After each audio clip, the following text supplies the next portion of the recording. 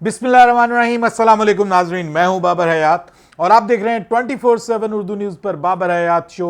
A very good morning to all of you. आप जहां जहां मौजूद हैं, आप सबके लिए एक बहुत ही शानदार दिन की दुआओं के साथ आज के इस प्रोग्राम का आगाज करते हैं। पाकिस्तान सुपर लीग आगे बढ़ रही है और बहुत तेजी से आगे बढ़ रही है, लेकिन सुपर लीग से भी तेजी से आगे अगर कोई बढ़ रहा है तो वो है पेशावर ज़ल्मी, जिसने जनाब जीतने की और ना हारने की कसम उठा रखी है और एक और जिसको आप कहते हैं कि मरहला सर कर लिया है। अब पाकिस्तान सुपर लीग की पहली टीम बन गई है पेशावर ज़ल्मी के, जिसने क्वालिफाई कर लिया है। जी हां, प्लेऑफ में क्वालिफाई करने वाली पाकिस्तान सुपर लीग सीजन 11 की पहली टीम बन गई है पेशावर ज़ल्मी। और इस बार पेशावर ज़ल्मी का शिकार बने हैं कोयटा ग्लैडिएटर्स, जो कि इस बार उम्मीद लगाए बैठे थे कि यह मैच उनकी वापसी का सबब होगा इस टूर्नामेंट में, लेकिन इस मैच में भी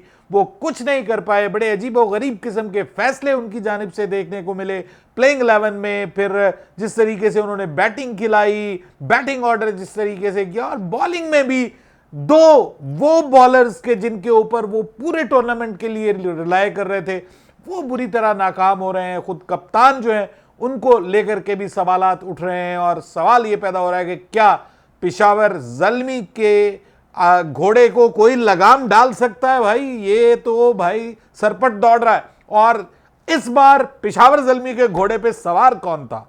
इस बार पेशावर ज़ल्मी के घोड़े पे सवार था बाबर आजम। जी हां, बाबर आजम पाकिस्तान का फेवरेट। पेशावर ज़ल्मी को जिसकी वजह से मोहब्बत मिलती है, बाबर आजम ने पैसा वसूल इनिंग्स खेली।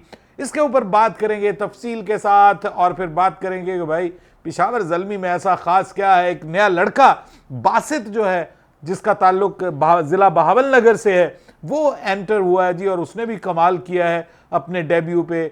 और फिर इसके अलावा पेशावर ज़ल्मी से जो ओवरऑल उनकी परफॉर्मेंस है उसके ऊपर बात करेंगे आज के इस प्रोग्राम में। लेकिन आगे बढ़ने से पहले आपसे गुजारिश कि अगर आप हमारे नए व्यूअर हैं तो प्लीज़ हमारे इस चैनल को जल्दी से कर लीजिएगा सब्सक्राइब और बेल आइकन को पुश करना मत भूलिएगा। मुझे फॉलो कीजिए इंस्टाग्राम पे बाबर हयात शो, और हमारे पेज को फेसबुक पे लाइक कर लीजिएगा, फॉलो कर लीजिएगा और शेयर भी कीजिएगा, मत भूलिएगा। लेकिन बाबर नहीं भूले भाई अपना रंग, अपना ढंग, जिस तरह से वो क्रिकेट खेलते हैं, जो क्लास की वो क्रिकेट खेलते हैं। अगर आपने वो देखनी है तो आप देखिए बाबर आजम की कोयटा ग्लैडिएटर्स के खिलाफ इस मैच में बल्लेबाजी। T20 क्रिकेट में इस तरह की बल्लेबाजी भी की जा सकती है, यह बाबर आजम ने बताया। जरूरी नहीं है कि आप बहुत ज्यादा छक्के मारें, आप 10 चौके लगा के 51 गेंदों पर 71 रन एक अच्छे हेल्दी स्ट्राइक रेट के साथ बना सकते हैं और अपनी टीम को अकेले जोरे बाजू पे जितवा सकते हैं। और आपको पता है कि 154 ये वो टारगेट है, ये वो स्कोर है कि जो करना बाबर आजम के लिए उनके बाएं हाथ का खेल है। मतलब ये तो बाबर आजम फूड है जो कि वो हर रोज खाना पसंद करेंगे। और जिस तरह के वो बल्लेबाज हैं, कराची की कंडीशंस बाबर आजम जैसे बल्लेबाजों को सूट करती हैं, जो प्रॉपर क्रिकेट खेलते हैं। यहां पे आपको आपकी मनपसंद तो बॉलिंग मिलेगी नहीं, यहां पे आपको मेरिट के मुताबिक खेलना पड़ेगा। और मेरिट के मुताबिक जब कोई खेलने की बात करेगा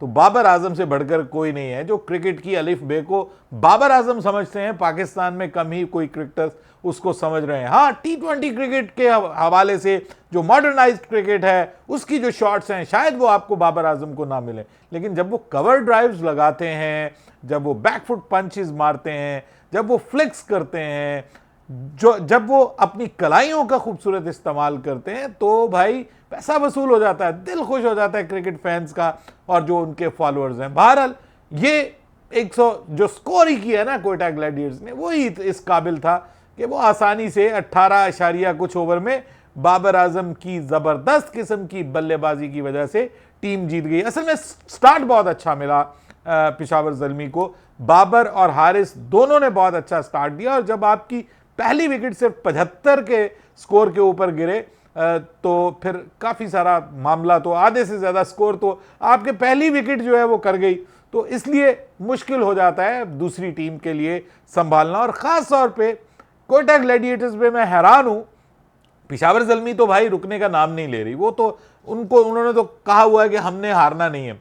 और ये जो अभी तक वो अनबीटन है, एक भी मैच हारे नहीं, एक मैच वो बारिश की नजर हुआ, अदरवाइज आप देखिए कि वो अनबीटन है और वो पहुंच गए हैं सुपर 4 में। Peshawar Zalmi is already in super 4। Playoffs का मरहला जो है उसमें बाबर आजम की कप्तानी में टीम पहुंच चुकी है और ये तो पूरी चैंपियंस मटेरियल है। इस वक्त जो उनका कॉम्बिनेशन बना हुआ है वो बहुत कमाल है। और साहब याद रखिए, 2 उनके मेजर बॉलर्स जो हैं वो जा चुके हैं। जी हां, नाहिद राना और शरीफुल दोनों जा चुके हैं, लेकिन कोई फर्क नहीं पड़ रहा। जो पेशावर ज़ल्मी की टीम है उसको उनकी बॉलिंग में कोई फर्क नहीं पड़ रहा। उनके पास इतनी जबरदस्त किस्म की बेंच स्ट्रेंथ है। कल बल्कि किसी ने कमेंट भी किया था कि बाबर भाई, पेशावर ज़ल्मी की बेंच स्ट्रेंथ में ये बॉलर, ये प्लेयर्स पड़े हैं तो कोई फर्क नहीं पड़ता कि ये दोनों बॉलर्स अगर चले भी जाएं। और आज पेशावर ज़ल्मी ने वो साबित किया कि भाई वो किसी 1 या 2 प्लेयर्स के सर पे नहीं खड़ी, उनका कॉम्बिनेशन ही बहुत जबरदस्त है और एक विनिंग कॉम्बिनेशन बनाने में वो कामयाब हुए हैं। और हर खिलाड़ी जो है वो अपनी जिम्मेदारी, अपना रोल मुकम्मल तौर पर पूरा कर रहा है। भले वो अली रजा अपना रोल प्ले करने की बात करें, हाँ बहुत आइडियल तो नहीं थी उनकी परफॉर्मेंस, लेकिन बहरहाल उनको मौका मिला। फिर ये जो लड़का बासित है, आई थिंक फोर्टाबाद से इसका ताल्लुक है, if I am not wrong, district Bahawalnagar से इनका ताल्लुक है। मेरा भी ताल्लुक किसी वक्त में इसी ज़िले के साथ था, तो मुझे बड़ा अच्छा लगा कि वहाँ से ये लड़का आया है और आकर इसने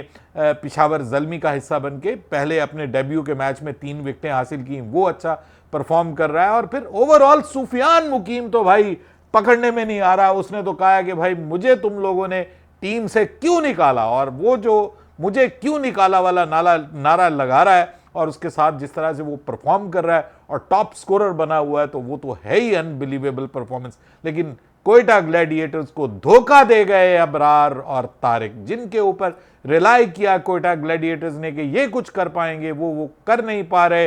रायली रूसो के ऊपर बड़ी उम्मीदें थी, वो इन कंडीशंस में उस तरह से परफॉर्म नहीं कर पा रहे। सऊद शकील जो है वो स्टार्ट अच्छा किया, लेकिन अब कराची में आके उनका बल्ला भी रन्स उगलना भूल गया। शामिल हुसैन ओपनिंग कर रहे थे, उनको नंबर 5 पे ले आए। ये फैसला बड़ा अजीबोगरीब है कि भाई अगर वो नहीं चल रहे थे, आपने उनको रेस्ट दिया, दोबारा उनको ओपनिंग करवाएं। आप एहसन अली को लाए, वो भी नहीं परफॉर्म कर रहा। तो कुछ भी इस वक्त पेशावर ज़ल्मी के हाथ में, हक में नहीं, माफ कीजिएगा, कोयटा ग्लैडिएटर्स के हक में नहीं हो रहा और उनके लिए ये सीजन जो है वो मुश्किल से मुश्किल तर होता जा रहा है। लेकिन Peshawar Zalmi again excellent cricket, जबरदस्त क्रिकेट। पहले तो बॉलर्स ने 154 तक महदूद रखा कोयटा ग्लैडिएटर्स को, हालांकि बीच में हसन नवाज जो हैं वो फिर अगेन अकेले कुछ करते हुए दिखाई दिए। बाकी मतलब ख्वाजा नाफे जो हैं वो भी इस सीज़न में मुकम्मल तौर पर अपना रंग दिखाने में नाकाम रहे हैं। जो उनसे उम्मीदें रखी जा रही वो भी नहीं पूरी कर पाए।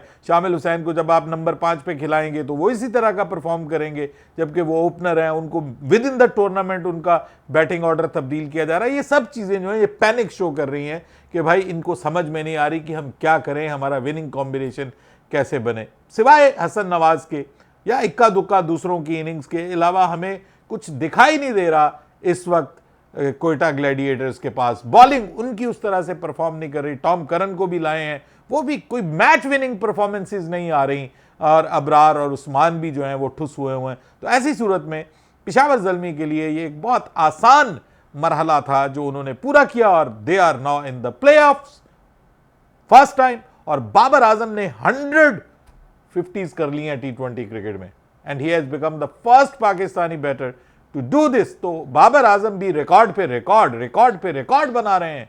मेंडिस का बल्ला आज नहीं चला, वो इस वक्त टॉप स्कोरर बने हुए हैं भाई इस पाकिस्तान सुपर लीग के सीजन के। तो अब आगे देखते हैं क्या होता है, but till now it's Babar and company.